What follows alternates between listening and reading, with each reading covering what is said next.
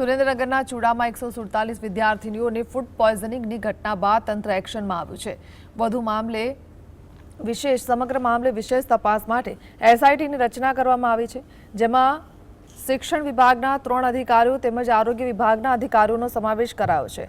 પ્રાથમિક કાર્યવાહી તેમજ વિદ્યાલયના રસોઈયા અને વોર્ડનને ફરજ પરથી હટાવવામાં આવ્યા છે.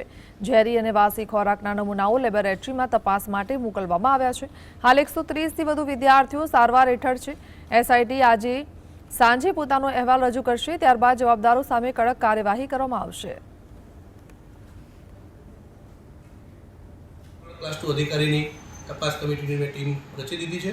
એક જ દિવસમાં તપાસનો અહેવાલ આપવા માટે જણાવી દીધું છે અને તપાસમાં અહેવાલમાં જે પણ સામે આવશે એ તરત જ કાર્યવાહી એક જ દિવસમાં કરવામાં આવશે. જે પણ બાબતો જ્યાં પણ એની ખામી ક્ષતિ દેખાઈ હોય. તમારી દ્રષ્ટિએ કોની બેદરકારી ગણી શકાય આમાં?